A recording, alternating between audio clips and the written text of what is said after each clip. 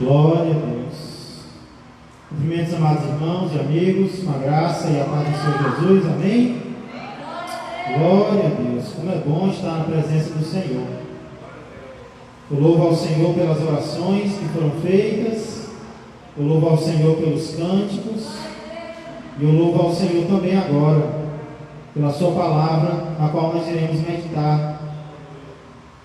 Eu quero começar a meditação hoje, irmãos, fazendo uma pergunta muito íntima. Tome essa pergunta para si. A pergunta é: para onde está voltado o teu coração? Neste exato momento da tua vida, seja bem sincero, seja bem honesta. Para onde está voltado o teu coração? Para a palavra de Deus? Ou para as desilusões da vida? Para os problemas da vida? Ou para a palavra de Deus? Para onde está voltado o teu coração? A passagem na qual nós iremos meditar hoje vai mostrar dois tipos de corações. Primeiro, os corações voltados para as decepções da vida. Os corações voltados para as tristezas. E talvez seja esse o teu caso, neste momento. Os teus pensamentos, os teus sentimentos estão voltados para aquilo que não está acontecendo como você gostaria que acontecesse. Esse é o primeiro tipo de coração que nós vamos conhecer hoje. Mas a passagem na qual nós iremos meditar fala também sobre corações que foram transformados e que não olham mais para as desilusões da vida, e sim decidiram mirar na palavra de Deus. Para descobrir em qual dessas duas situações nós estamos agora, eu convido você, obrigado, Diácono, a abrir a palavra de Deus no Evangelho de Lucas, capítulo 24. Uma das passagens mais lindas das Escrituras é essa, na qual nós iremos meditar hoje. Lucas, capítulo 24, dos versos 13 ao 35.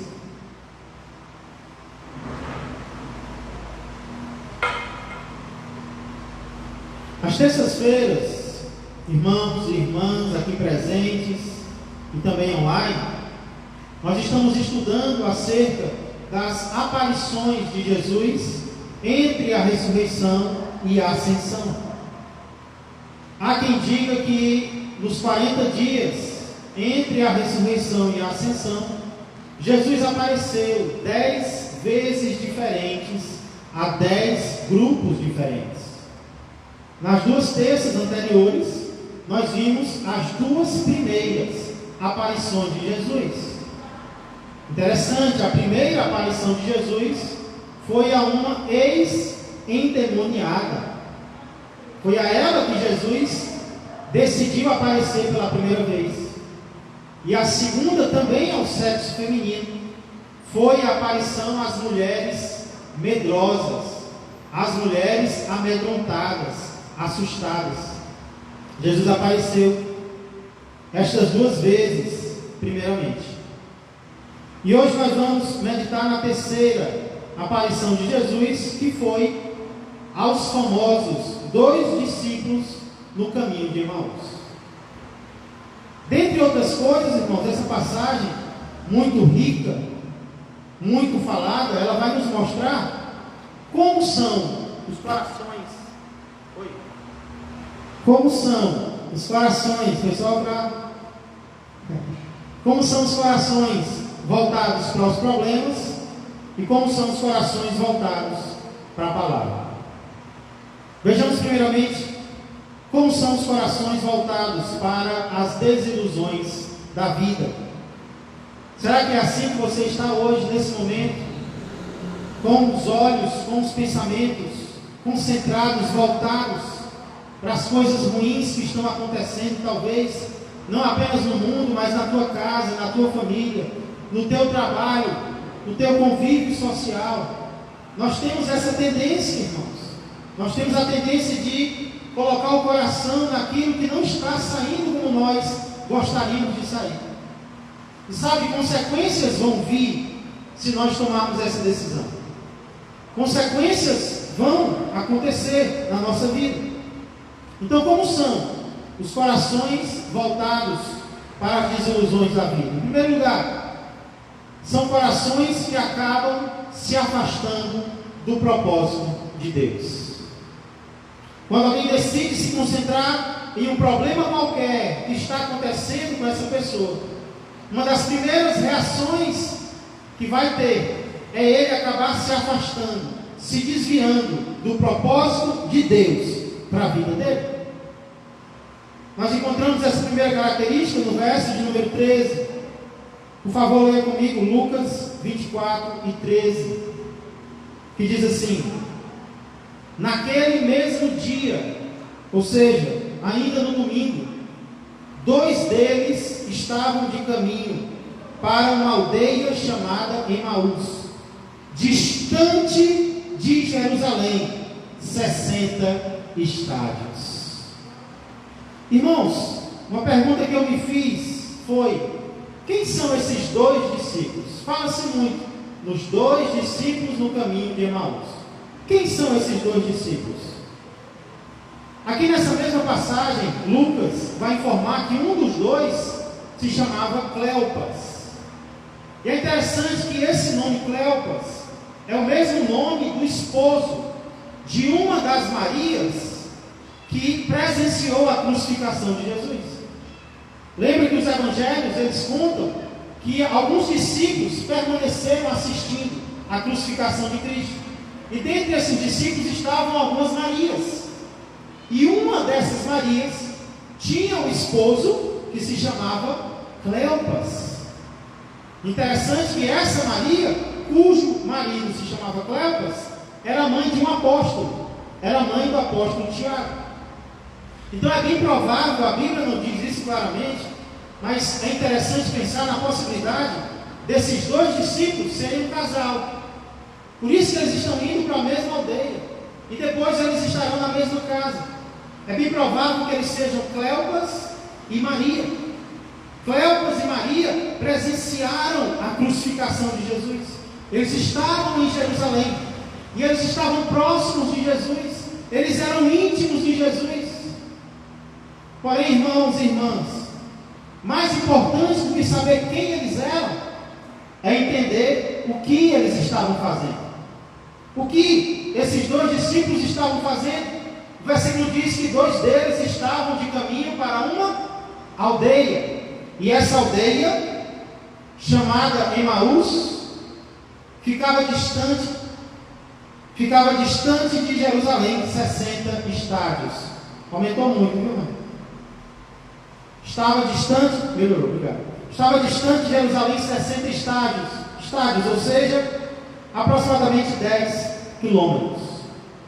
O que nós precisamos entender aqui, irmãos, é que Jerusalém, naquele momento, era o centro, não apenas do país, mas o centro dos acontecimentos mais importantes da história.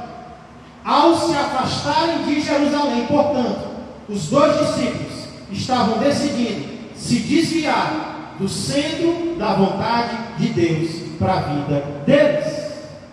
É como se agora, decepcionados, tristes, porque o mestre deles havia morrido e na mente deles permanecia morto, eles não querem mais ficar em Jerusalém.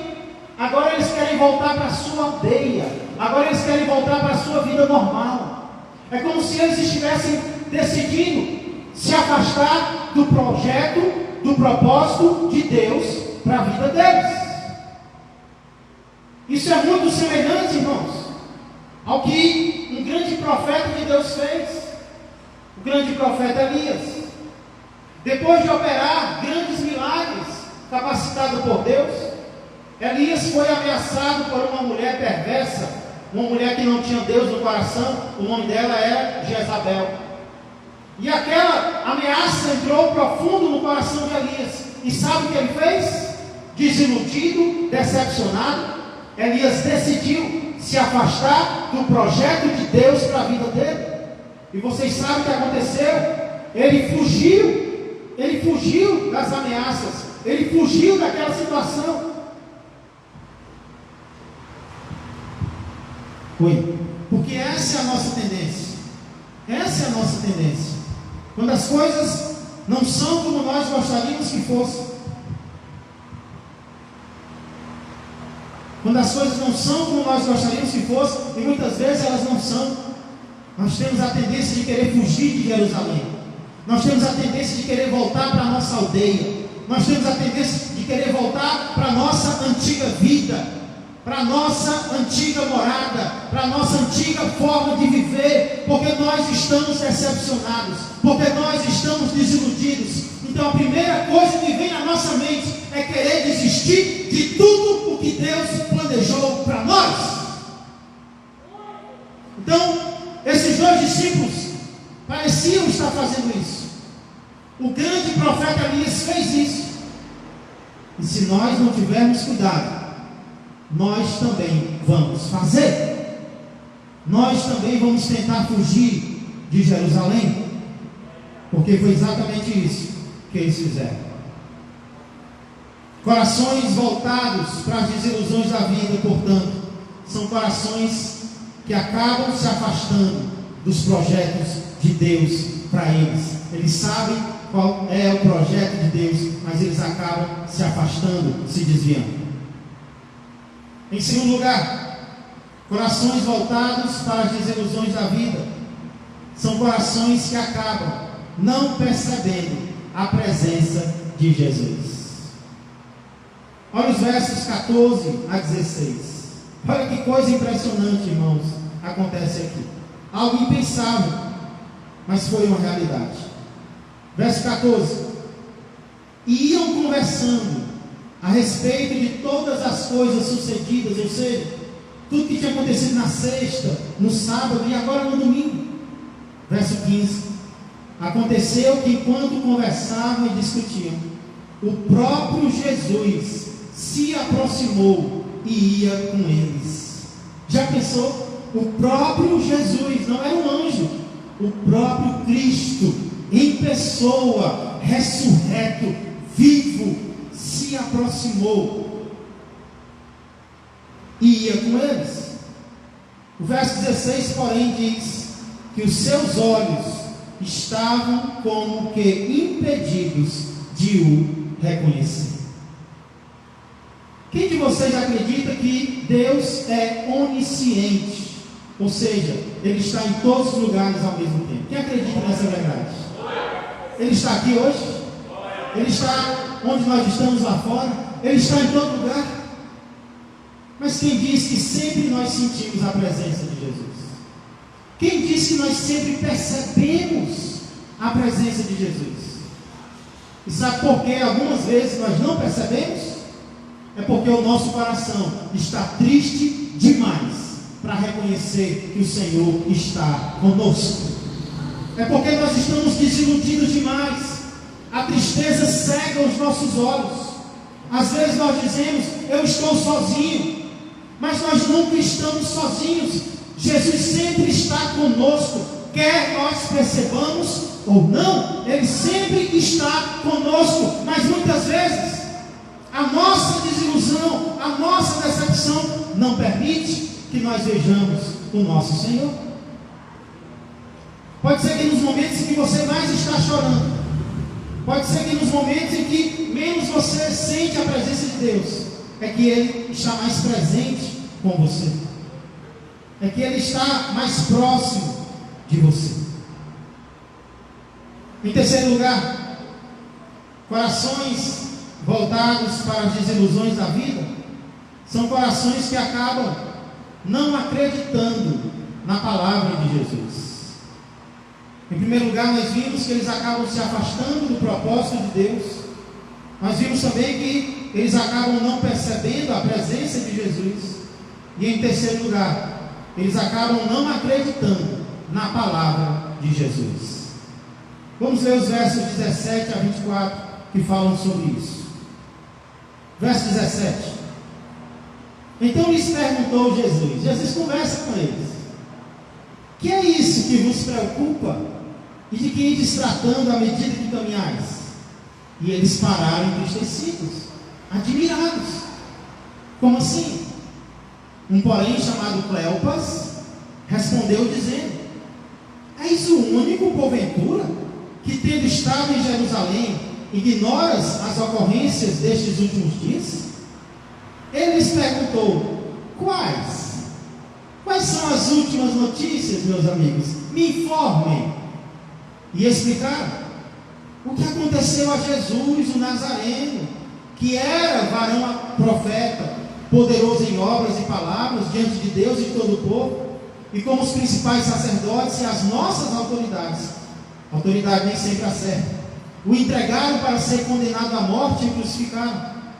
Ora, verso 21, nós esperávamos que fosse ele quem havia de redimir a Israel, mas depois de tudo isto, é já este o terceiro dia desde que tais coisas sucederam. É verdade também que algumas mulheres, das que conosco estavam, nos surpreenderam, tendo ido de madrugada ao túmulo, e não achando o corpo de Jesus, voltaram dizendo terem tido uma visão de anjos, os quais afirmam que ele vive. De fato, alguns dos nossos foram ao sepulcro e verificaram a exatidão do que disseram as mulheres, mas não o viram. Eles conhecem tanto o que aconteceu, que são capazes de explicar com detalhes. Desde quinta-feira, sexta-feira, sábado, eles contam o que as mulheres disseram, as duas primeiras aparições que nós estudamos.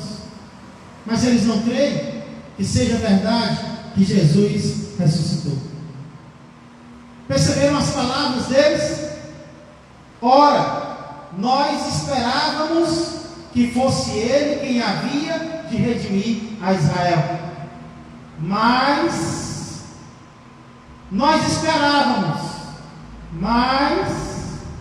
você já passou por essa experiência de esperar que algo acontecesse, mas não aconteceu como você gostaria que tivesse acontecido? Sabe qual é o sentimento que isso gera? É o sentimento de desilusão. Eu esperava que Deus, mas eu gostaria que Deus fizesse assim, eu gostaria que Deus falasse assim, mas não foi isso que aconteceu. Isso gera uma desilusão no coração,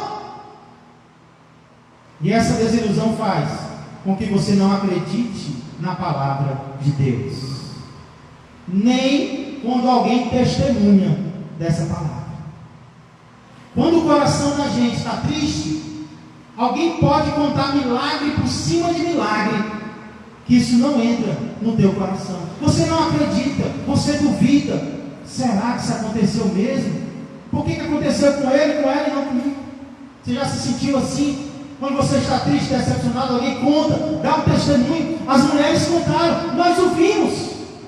Mas o coração dos discípulos estava tão triste que eles não acreditaram. Eles não acreditaram nisso, porque os corações deles estavam desiludidos. Eu lembro várias vezes a minha esposa dizer que foi exatamente assim que ela congregou na nossa igreja pela primeira vez.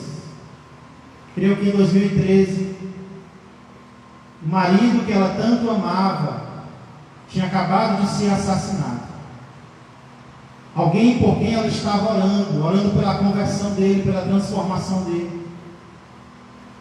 Ela chegou a me dizer que ela dizia para Deus: Deus, por que o Senhor não deixou ele aleijado para eu cuidar dele o resto da minha vida?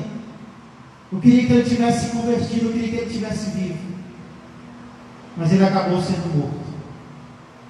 E ela veio de outro estado para cá, e ela começou a congregar conosco muitos anos atrás. E ela disse que por 7 meses ela se sentava nessas cadeiras, o pastor pregava, mas aquilo não entrava no seu coração. Ela baixava a cabeça e ela dizia: isso é tudo mentira, não é verdade. Por que Deus fez isso? Por que Deus fez aquilo? Por que Deus permitiu tanto sofrimento na minha vida? E talvez Talvez seja assim que muitos se sentem nos dias de hoje, magoados com Deus, decepcionados com Deus, desiludidos com Deus, a tal ponto de não crerem na palavra dele. A palavra é testemunhada por uma pessoa, e porque você está ferido, muitas vezes com Deus, você não deixa a palavra entrar no teu coração. Isso é grave, mas a boa notícia é que existe solução para esse problema. Existe uma solução. Corações desiludidos podem vir a ser corações renovados na presença do Senhor. Os versos 25 a 35 vão mostrar como isso acontece, como a transformação do coração desiludido acontece, para que o coração seja transformado, para que o coração seja renovado, para que o coração volte a arder na presença do Senhor.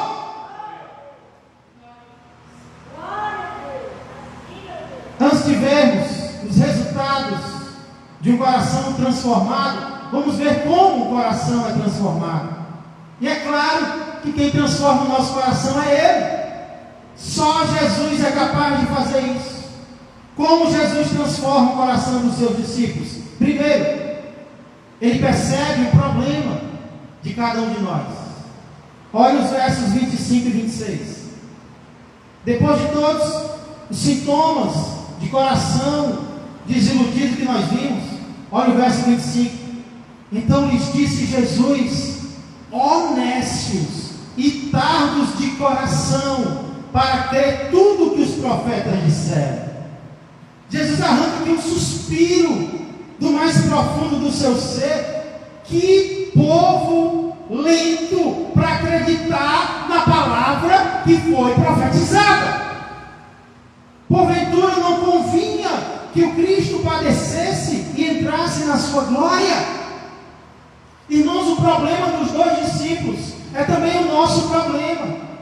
É porque nós temos uma palavra, mas nós não conhecemos a palavra que temos. E muitas vezes nós não acreditamos na palavra que temos. Então Jesus, primeiro, ele escancara o problema. Sabe por que você está assim triste? Sabe por que você está assim desanimado? Sabe por que muitos hoje estão morrendo espiritualmente? É porque não conhece a palavra, ou se conhece, não está crendo na palavra que conhece. O problema é esse, claramente esse. É falta de conhecimento ou de crença na palavra que Deus nos deu. Então primeiro Jesus mostra o problema. Só que ele não fica só na revelação do problema. Ele aplica a solução. Olha o verso 27, acompanha comigo com atenção. E, começando por Moisés, primeiros livros da Bíblia, discorrendo por todos os profetas, expunha-lhes o que a seu respeito constava em todas as Escrituras. Qual foi a solução de Jesus para aqueles corações? Exposição, pregação da palavra de Deus. Jesus vê o problema e agora ele vai aplicar o remédio. E o remédio que ele aplica é: ei, para de falar e agora escuta a palavra de Deus. Começando por Moisés, passou pelos profetas e mostrou em todo o Antigo Testamento o que estava escrito a respeito dele. Jesus expôs a palavra de Deus. É a palavra que cura, meus irmãos e minhas irmãs. É como é bem dito no Salmo de número 19, versos 9 a 11. Que texto maravilhoso é esse? Salmo 19, verso 7. A lei do Senhor é perfeita e restaura a alma. O testemunho do Senhor é fiel e dá sabedoria aos simples. Os preceitos do Senhor são retos e alegram o coração. O que alegra o coração é a lei do Senhor, é a palavra do Senhor. Foi por isso que Jesus expôs a palavra para os seus discípulos. O mandamento do Senhor é puro, ilumina os olhos para ver aquilo que você não estava vendo. O temor do Senhor é límpido e permanece para sempre. A palavra do homem muda, a palavra do homem cai por terra, mas a palavra de Deus permanece eternamente. Os juízos do Senhor são verdadeiros e todos igualmente justos. São mais desejáveis do que o ouro, mais do que muito ouro depurado, e são mais doces do que o mel e o destilado dos favos. Além disso, por eles se admoeste o teu servo em os guardar a grande recompensa. E o texto continua, em casa leia o Salmo 19, Salmo da revelação natural de Deus e o Salmo da revelação especial de Deus, que é a sua palavra. Portanto, irmãos, se a cura está na palavra, por favor, não menospreze a palavra. Na sua casa, por mais difícil que seja, comece lá. Abra a palavra diariamente. Medite na palavra diariamente no teu lar. Não menospreze. No começo é que nem remédio amargo, é sem querer mesmo, mas depois a palavra vai mudando o nosso interior e nós vamos nos apaixonando mais e mais pela presença de Deus. É incrível a transformação que a palavra opera em nossos corações.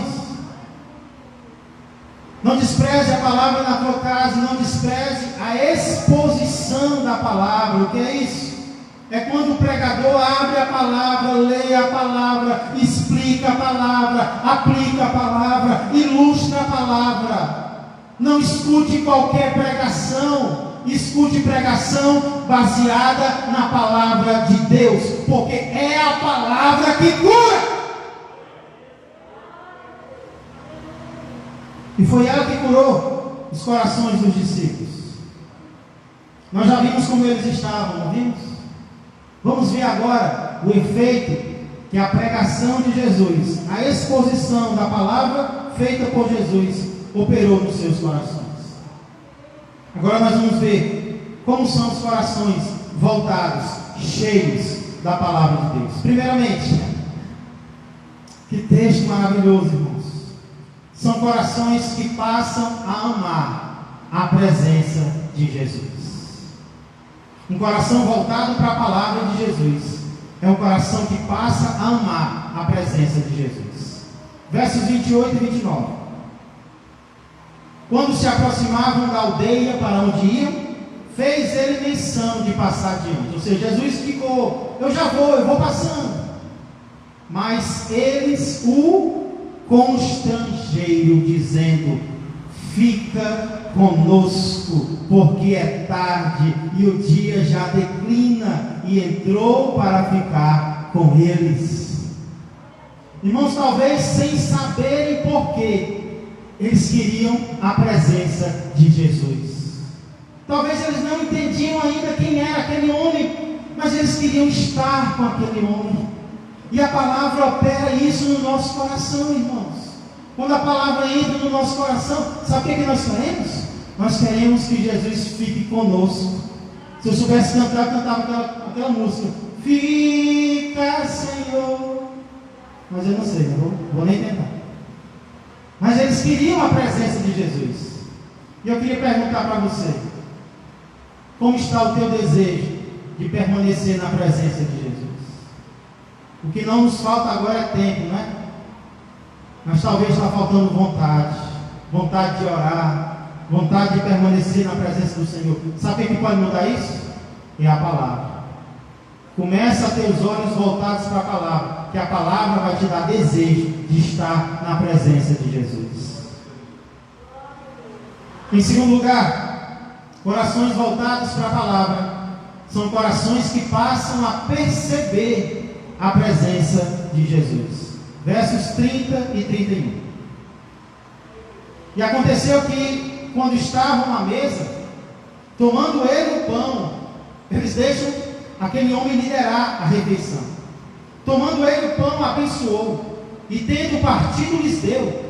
Então se lhes abriram os olhos e o reconheceram, mas ele desapareceu da presença deles. Vocês lembram como anteriormente eles passaram um bom tempo com Jesus sem perceber quem era Jesus? Irmãos, agora eles estão sensíveis, agora eles estão mais sensíveis. Agora basta eles olharem para Jesus, que eles já sabem: Jesus está aqui, Jesus está presente, é Ele que está aqui conosco. O que foi que mudou isso? O que foi que deu sensibilidade para eles reconhecerem a presença de Jesus ali? Foi a palavra que Jesus pregou para eles. Foi depois que Jesus pregou que tudo isso começou a acontecer. Eles passaram a amar a presença de Jesus, eles passaram a perceber a presença de Jesus. Em terceiro lugar, corações voltados para a palavra são corações que passam a sentir a palavra de Jesus. Olha o verso 32. E disseram um ao outro: porventura não nos ardia o coração quando ele pelo caminho nos falava, quando nos expunha as Escrituras? Como é que está a palavra expunha na versão de vocês? Está igual a mim? Expor significa mostrar, explicar, ilustrar. Quando foi que o coração deles ardeu? Lhes abria a palavra. Irmãos, olha que curioso. Preste atenção no que eu vou dizer agora. Enquanto eles estavam de bocas abertas, reclamando dos acontecimentos, nada de transformador aconteceu na vida deles. Mas quando eles se calaram e começaram a ouvir a palavra de Deus, o coração deles começou a arder novamente. Muitas vezes, para que o nosso coração seja renovado, para que o nosso coração volte a arder pela palavra de Deus, nós temos que fechar a boca de murmuração e de reclamação, e temos que abrir os ouvidos para ouvir Jesus falar da sua palavra para nós. Ah, pastor, eu não sinto mais. Pastor, eu escuto a palavra e ela não arde mais no meu coração. É porque talvez você está abrindo muito a boca, está abrindo pouco o coração para a palavra entrar. Fecha a boca em termos de reclamação. Ah, mas está difícil. Ah, mas isso não deu certo. Isso não transforma o crente, não. Reclamar não transforma o crente. O que transforma o crente é ouvir a palavra do Senhor. Interessante. O que fez o coração deles arder não foi a aparição de Jesus. O que fez o coração deles arder não foi a presença de Jesus. Jesus andou com eles e eles tristes. Mas aí Jesus começou a falar, Jesus começou a pregar, Jesus começou a expor a palavra. Aí o coração deles começou a arder. Nós precisamos da pregação da palavra de Deus para continuarmos crentes até a volta de Jesus. Se você está frio, então ouça ainda mais, leia ainda mais a palavra de Deus até o coração pegar fogo.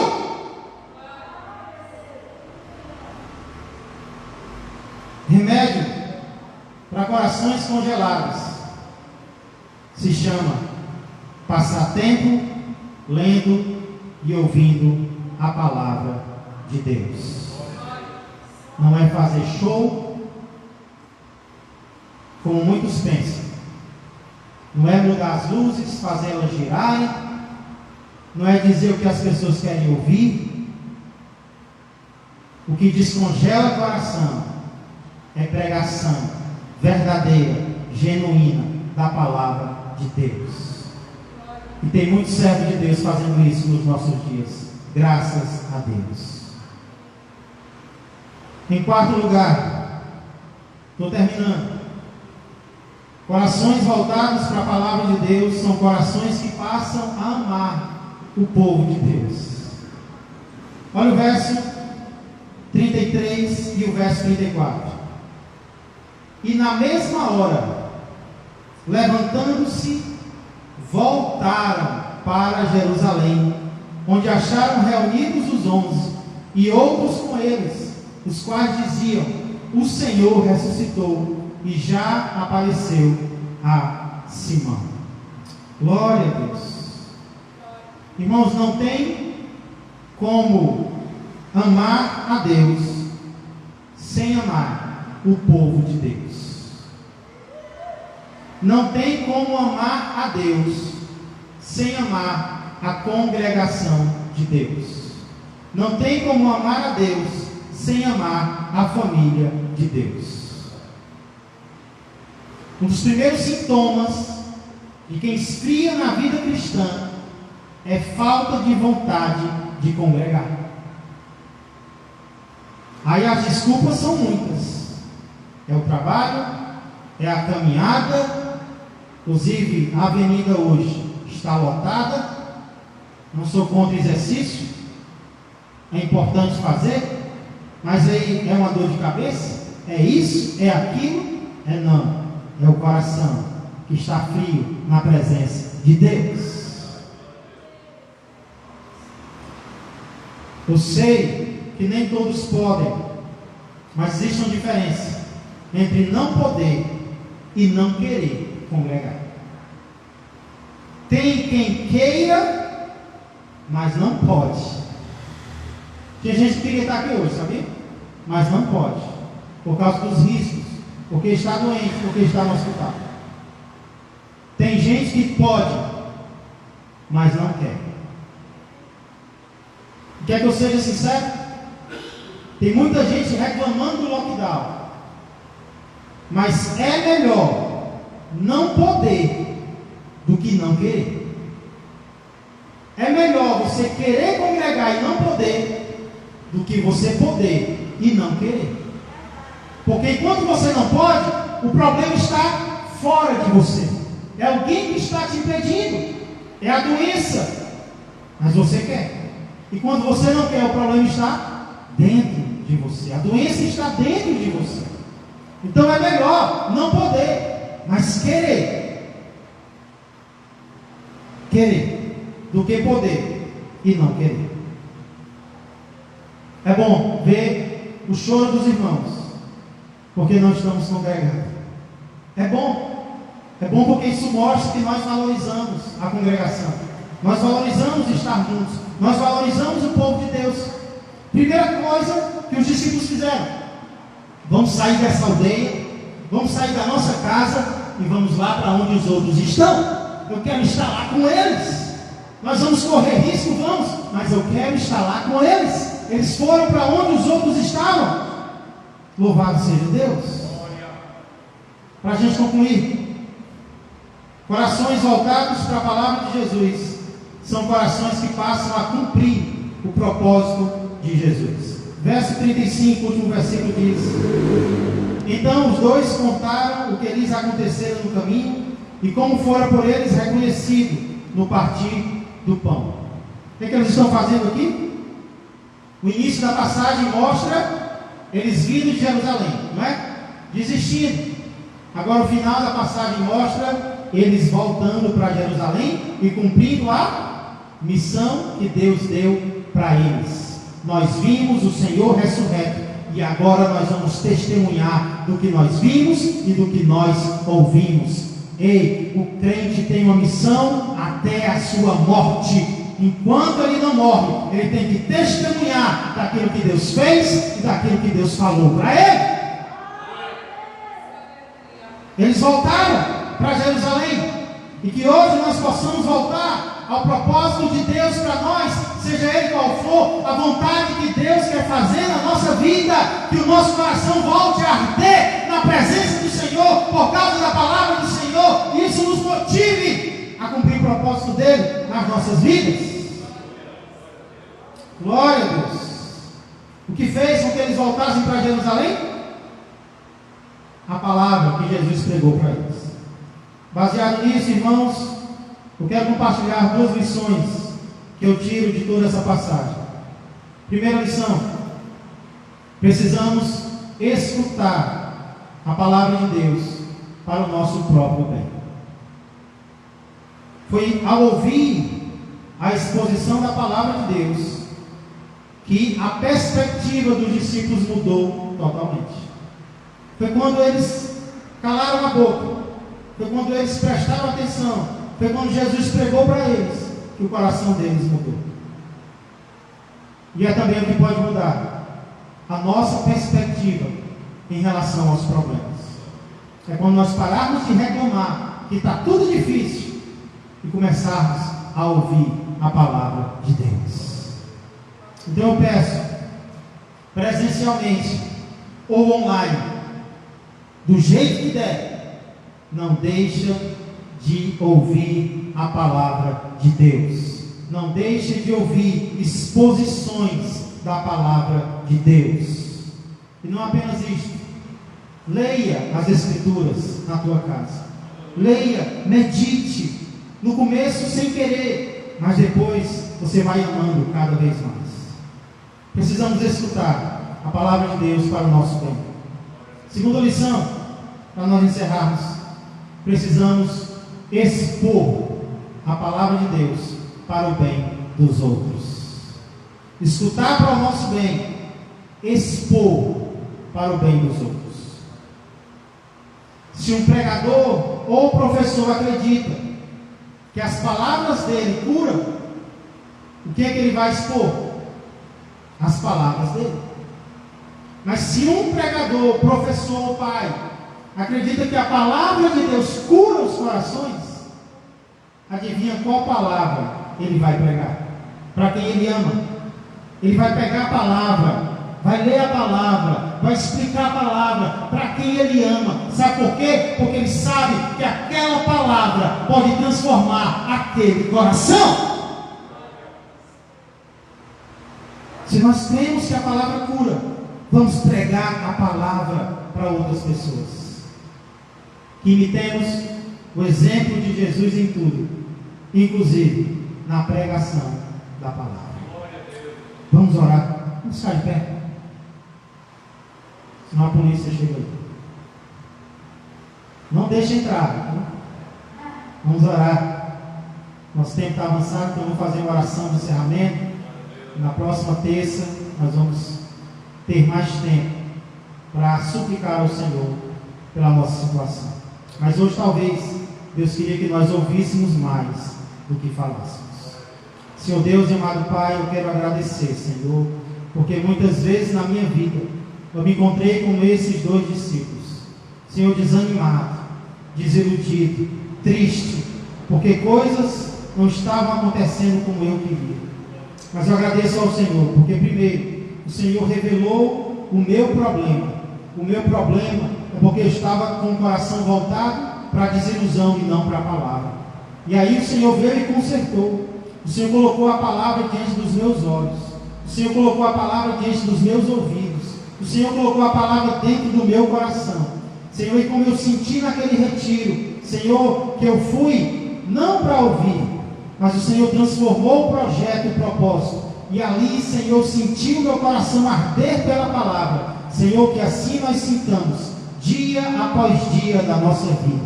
Pai, que a tua palavra exposta pelo Senhor, usando os teus servos, que são muitos, Senhor, muito obrigado. Aqui mesmo na nossa igreja existem vários, muito obrigado. Que eles se sintam animados hoje a escutarem a palavra e a exporem a palavra para aqueles a quem Ele ama. E nós vamos ver, Senhor, corações sendo transformados, não superficialmente, não apenas emocionalmente, mas do fundo da alma e do coração. Muito obrigado, Pai. Entregamos as nossas vidas e as nossas famílias em Tuas mãos. Pai, faz um avivamento no nosso país. Senhor, as pessoas não estão se dando conta do propósito do Senhor com a pandemia. que é chamar as pessoas ao arrependimento. Senhor, mas parece que os corações de muitos estão ficando cada vez mais duros. Que esse não seja o nosso caso. Que o nosso coração fique cada vez mais mole na presença do Senhor, mais sensível, Senhor, para chorarmos em Tua presença, Senhor, para chorarmos, Senhor, pelos problemas, mas também pelas gratidões, por tudo aquilo que o Senhor tem feito por nós. Abençoa as nossas famílias, Senhor, seja com as nossas autoridades, dá sabedoria a eles, Pai, de como governar a nossa nação e o mundo inteiro. Entrego o restante desta semana em Tuas mãos, em nome de Jesus Cristo, o pregador que morreu, mas que ressuscitou, e hoje prega através de nós e a nós. A Ele seja a honra e a glória eternamente. Amém, amém e amém. Glória a Deus. Desejo que a graça do Senhor Jesus, que o amor do Pai e que a comunhão do Espírito Santo permaneçam e cresçam mais e mais na vida e na família de todos vós. Uma ótima noite, protegida e abençoada por Deus a todos. Amém.